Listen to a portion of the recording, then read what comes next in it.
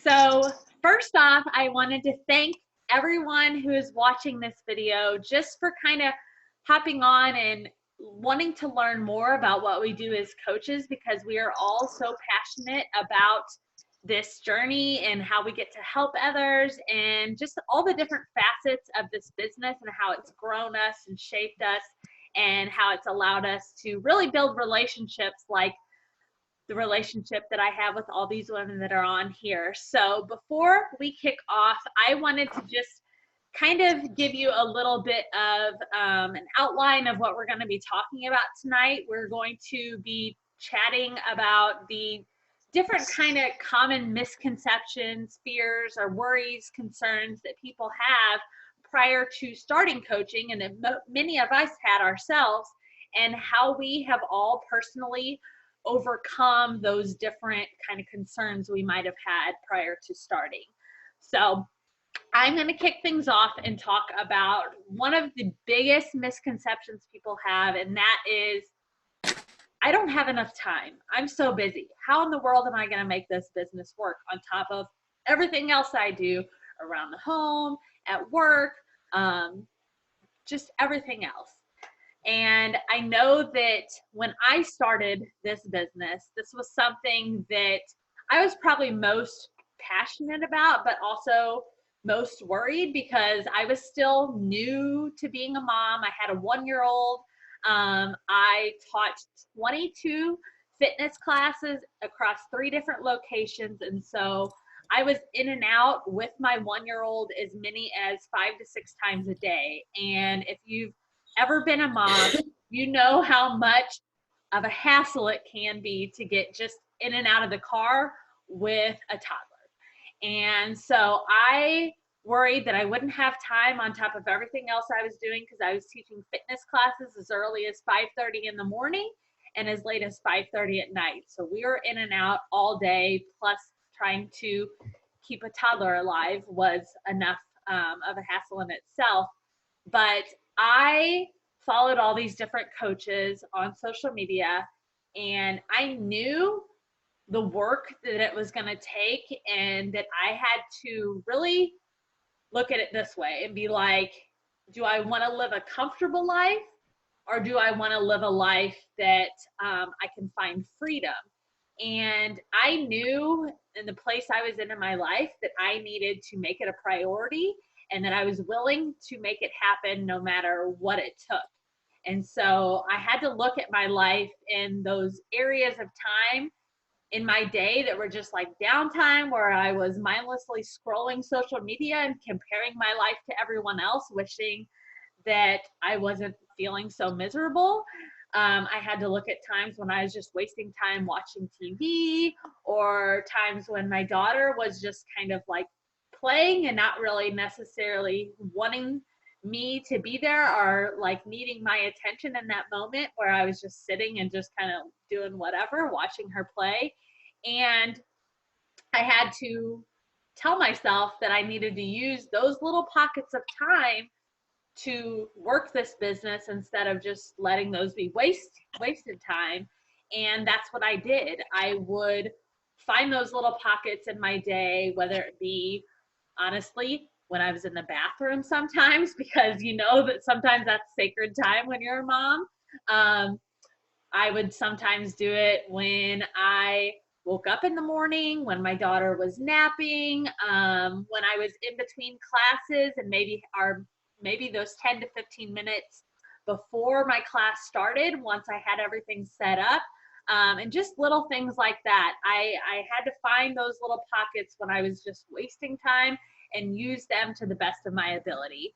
And so my challenge to you all is just to look at those pockets of time that you are just wasting time, or not making really good use of it, and make it a priority. Like, zone out, like block out everything that would distract you, and just make it happen, because we all know that we can make it a priority if it's something that matters to us. So if you really see this business as being something that could potentially change your life for the better and allow you to have more freedom of time, freedom of your schedule, freedom of finances, and different things like that, then you will make it work no matter what. And I truly, truly believe that. So you just have to find those pockets in your day, sit down and make it happen, and be efficient with your time, and don't let social media distract you, and don't let yourself find that you're just like scrolling and doing things like that. Like, you just have to be really focused and zone in and get it done, and then you can go about the rest of your day. So that is kind of what I wanted to hit on with time management and just making this business a priority if it's something that truly matters to you. So now I'm going to pass it to Tori, who's going to chat about not being at your goal weight, size, body shape, whatever. So, Tori? All right. Hi, guys. Okay, so like Elena mentioned, I'm going to talk about not being at my goal and how that was a worry that I had before I started jumping into the coaching role. So I kind of looked at it like, if I'm not the size I want to be, or if I'm not at the goal weight that I want, then people are going to look at me and be like, why in the world is she a fitness coach? She clearly isn't there yet. And so kind of with that, I also, on the flip side, thought that maybe people wouldn't take me seriously on this journey since I wasn't at my end goal yet. But it turns out once I started posting things and allowing myself to be a little more vulnerable with sharing my story, it turns out that I actually have a lot more people that I can be relatable to, because there are a ton of people that I'm friends with on social media, or family, or just close friends that they're not obviously at their goal either. And so them being able to see that I'm not there, but I'm taking the steps to get there every day, helps me relate a little more to the situation that they're currently in. And also, I've had so many women just reach out to me by seeing my stories or seeing my posts and just be like, oh my gosh, me too. Like a specific example, I did one on breastfeeding, and most people are like, oh, you'll lose all your baby weight while you breastfeed. Well, that wasn't the case for me. I actually gained weight breastfeeding, and I had like 2 to 3 moms reach out to me, and they're like, I thought I was the only one.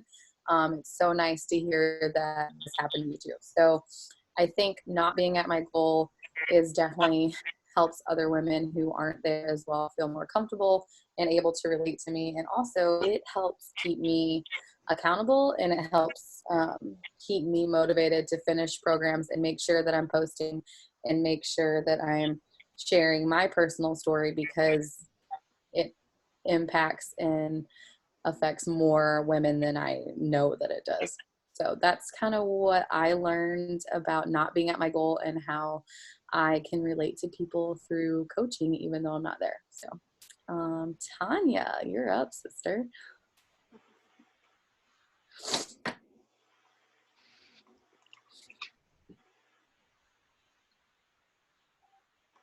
Sorry, I was on mute. Let's try that again.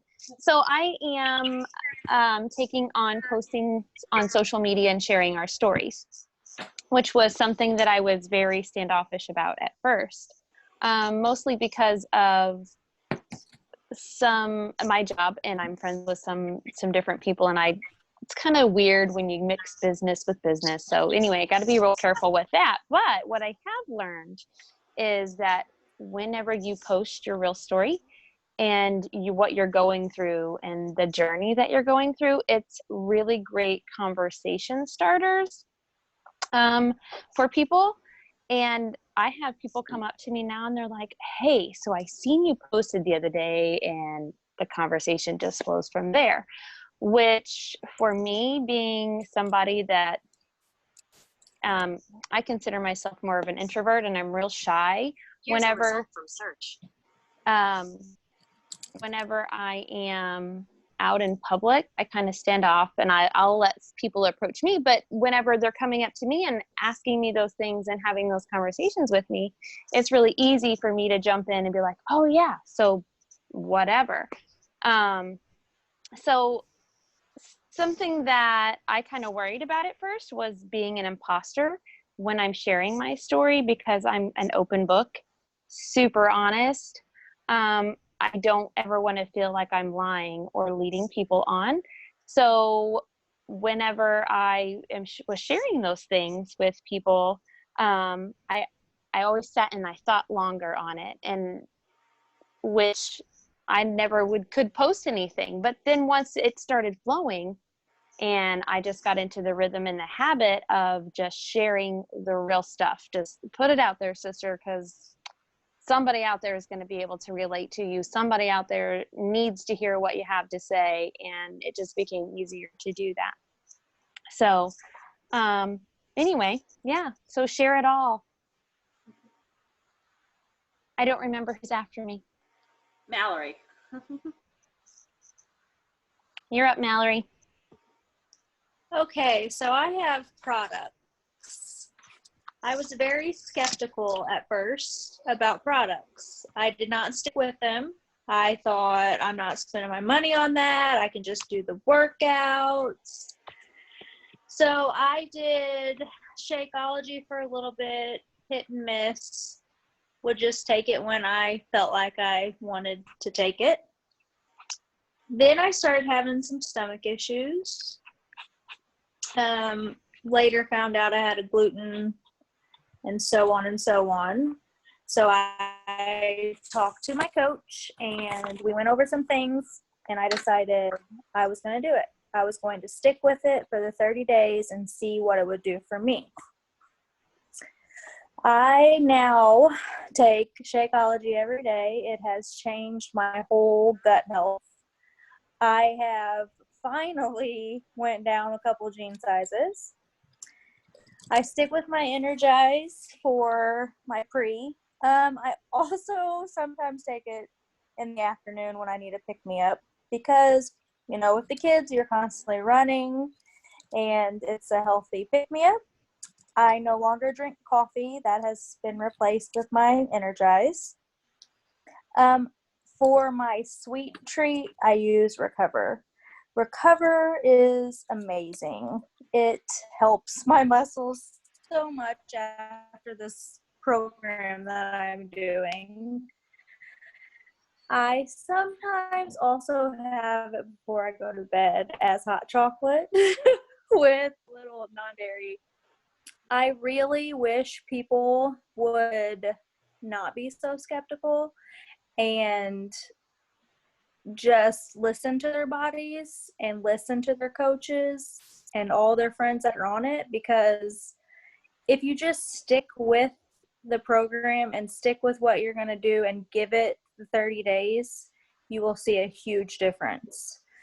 And it's easy to be skeptical. I think at some point we all are, but take the advice that they're giving you. They've been doing it for a while. They know that it works, and it's a game changer. And now I won't go without it. And I've been doing workouts with Beachbody for over 2 years, and I haven't touched the product consistently until recently, and it's been a game changer. And I will have it always in stock. So Love that. please try it. If it's your breakfast, if it's your lunch, just do it. Just listen to your body and fuel it with what needs to be fueled. And now I'm going to pass it on to Belinda. Hey, everybody. I am going to talk a little bit about fearing that nobody is going to join you when you reach out to them, like the person who's invited you to watch this video, to join our coach info sesh, and to just learn about what we're doing. I was a huge skeptic. I didn't want anyone to judge me for what I was doing. and reaching out to somebody and inviting them is really hard. And you never know if they're going to say yes, or if they're going to not respond, or if they're not going to, if they're just going to go on their social media and then post something about getting invites to challenge groups and workouts and MLMs and network marketing companies. And it's all really scary, and it's something that you have to put yourself out there for. Just like with Tanya said, with posting, you have to, of course, post on social media, and then those people will join you. They're watching you, they're watching your stories, they're intrigued. Maybe they have gym anxiety and they don't want to have other people watching them exercise, which was a big thing for me. And a lot of people, women in general, usually don't go over to the weight section of the gym because they're really intimidated by the big men that are over there that are using the free weights and the dumbbells. So that is mainly the reason why a lot of people do home workouts. And of course, on top of parenting and having small children, this is really something that works. These workouts are led by trained professionals, and whenever you're reaching out to people, they will join you because everybody needs exercise in their life. Everybody needs to be able to create healthy lifestyles, and we have meal plans and meal guides, and there are meal plans in our groups, and there are resources of materials, and there are blogs, and everyone supports everyone. So if you're out there and you're inviting other people to join you, and you're asking and you're sharing it with your friends and family, they're going to want to join you. They're going to see changes in your habits and your lifestyle, and how happy you are and how good you feel, and how you went from, like Mallory said, 30 days, give it 30 days. And if you don't feel any different in 30 days, then maybe you need to talk with your coach or reevaluate what you're doing. But your friends and family are going to know that you like this and that this is helping you. And then they're going to start asking questions. They're going to see changes in your body and your mindset. And it's all about creating a healthy lifestyle, not necessarily doing a program for 21 days or 30 days. We're making consistent habits that are going to last us a lifetime, because my main thing is I want to be mobile when I'm 70. I don't want to be hunched over and bent over and in pain all of the time because I haven't treated my body well for the past 60 years. So when I get 70, I want to move later. So we have to move now. And whenever you're putting that on your family and your friends of, creating a healthy lifestyle for yourself, they will want to join you and be on board with you. And it might take some months or maybe even a year for some people to jump on board with you. But if you keep showing up every single day, people will join you. So now, Sandra, it's your turn.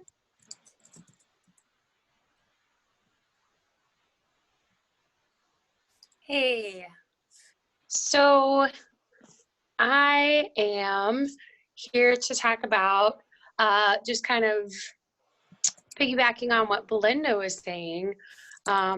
When I first started coaching, I was a little bit worried about some of these rants that you see people posting, or about MLM companies and strange women reaching out to them, and people feeling like I was pushing something on them, or that I didn't care about them as a person, but that I was just trying to make a buck off of them. And that really bothered me. So one of the first vital behaviors of coaching is to be a product of the products. And so that's how I started, was as a discount coach. And I was so excited when I got those results that really helped me get to the point where I was like, okay, I can take a deep breath, I can make this leap, and I can put that out there. But I was still worried about what people would think about that. So when I finally did make that leap, I was absolutely knocked out by the amount of support that I got, and from places that I would never have expected it. People that I, didn't really even have relationships with were reaching out to me just to be like, wow, this is amazing. So that was a good start for me, but it didn't like immediately calm that concern. It's been a process all along, but that support, and it hasn't even just been online.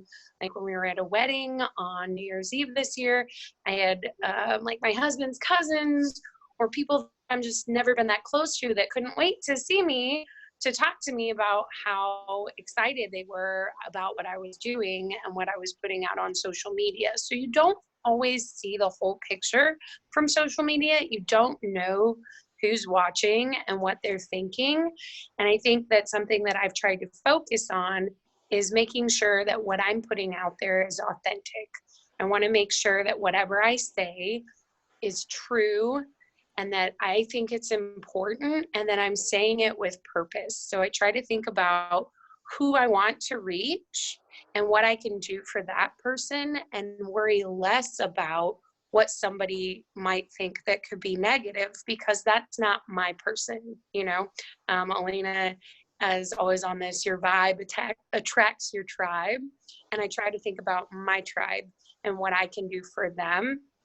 And that's been really meaningful in my journey. Another piece of the puzzle is just, for me, it's accepting the outcomes. I kind of feel like there's one of two things that can happen. Either the really positive result that I've seen a lot, which is where I gain these deeper friendships and I have connections with people that I wouldn't have otherwise. And that's been a huge blessing. All of the women on this call, I've been building friendships with over the last year. And that's been a huge blessing to my life.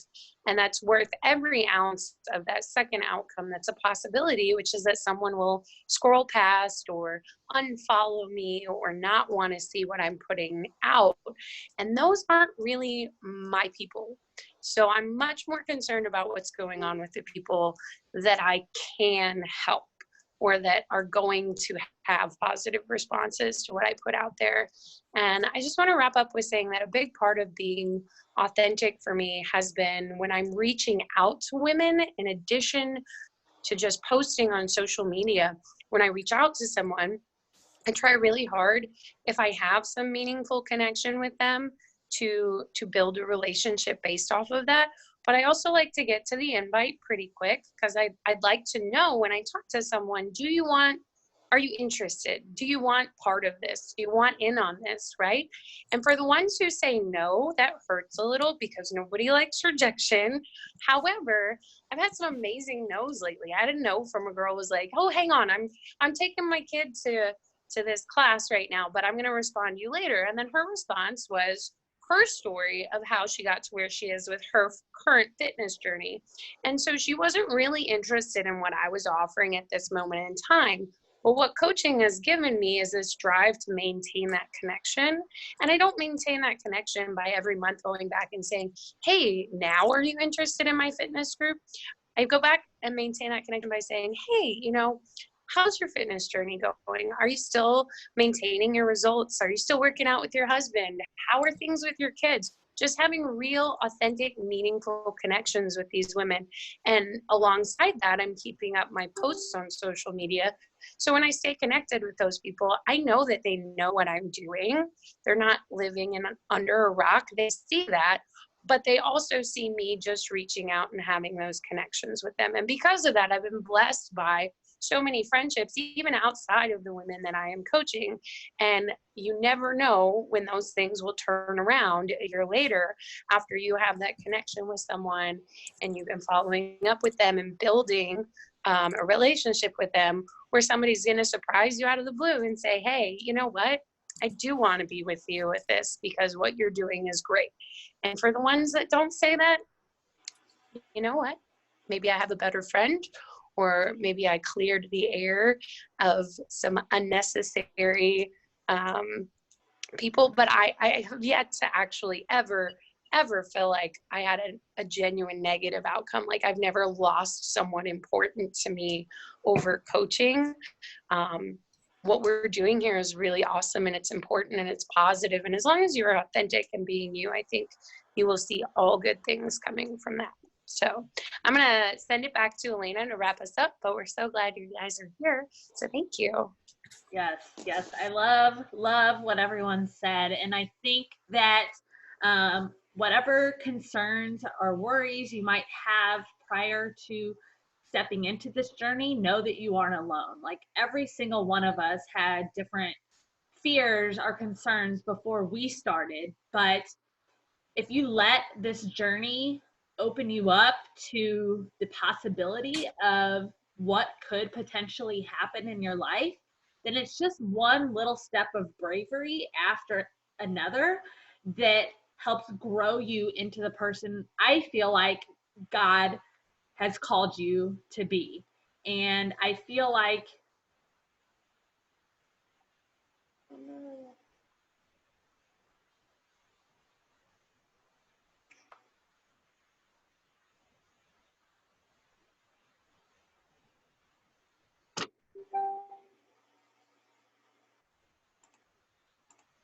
oh, did it kick me off for a second? Oh, my screen like went off and I wasn't showing you guys anymore. So I was like, oh no, did it kick me off? Anyways, what I was saying is if you open your mind and your heart to the possibility and let all those fears and concerns like be in the back, tossed to the back burner of your mind, and you just let God lead the way, then he is going to bring you to this brighter, bigger, more purpose-filled and exciting part of your life that never would have been possible if you didn't take that leap of faith and just do it. Because I can honestly say that all of us, little by little, have grown by leaps and bounds, and I feel like he's not done with us yet. He is still growing us.